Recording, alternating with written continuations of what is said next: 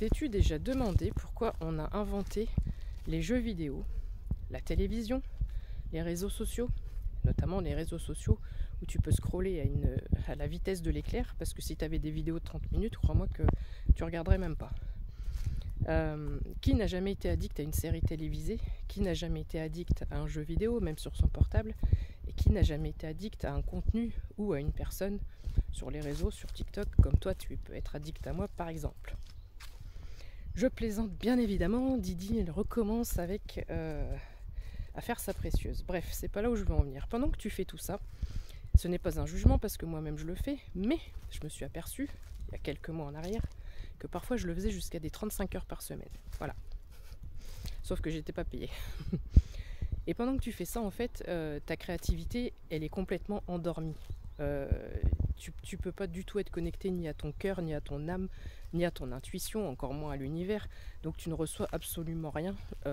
Donc je comprends qu'il y a de plus en plus de personnes qui soient paumées parce qu'ils savent pas qui ils sont, ils savent pas ce qu'ils veulent être, ils savent pas ce qu'ils doivent faire. Et ils sont perdus, ils savent même pas qui ils sont. Donc ici j'ai envie de te dire que plus tu vas mettre ton attention, ton cerveau sur des trucs comme ça où tu es passif en fait, tu es passif même si tu as l'impression que ah non je suis en train de jouer, je suis à fond avec les manettes, mais ce que je veux dire par là c'est que ton cerveau il est passif. Donc ça pose deux problèmes, c'est-à-dire que tu développes absolument pas ta créativité et là tu vas me dire bah ouais mais même si je fais pas si j'arrête de faire les écrans, bah, j'ai aucune créativité. Si, crois-moi, si tu t'éloignes des écrans, tu vas être un peu plus connecté à ton cœur, à ton âme, à ton intuition justement. Et tu vas avoir des idées, il y a des choses qui vont émerger de nulle part. Et c'est ça qui est beau avec l'intuition, c'est que ça émerge de nulle part, ça vient de nulle part. Donc ça c'est une première chose, la créativité, donc au niveau des loisirs, hein, de son environnement, d'essayer plein de choses, de création, d'essayer, voilà, bref, toutes sortes de choses, mais aussi de créativité par rapport à des projets, par rapport à ce qu'on a envie de mettre en place, par rapport à ce qu'on a envie de faire de notre vie, par rapport à la recherche de notre mission de vie et pourquoi on est là et qui je suis et qu'est-ce que je veux, etc., etc. Donc il y a le côté créativité et puis il y a le côté introspection, il y a le côté qui je suis, qu'est-ce que je veux, voilà, c'est le côté où on réfléchit.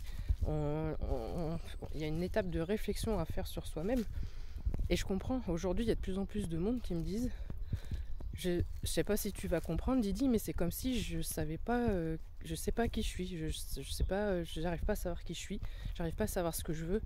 Bah oui, mais forcément à partir du moment où tu prends pas de temps, alors je vais pas dire méditation parce que tout le monde la méditation n'est pas aisée pour tout le monde.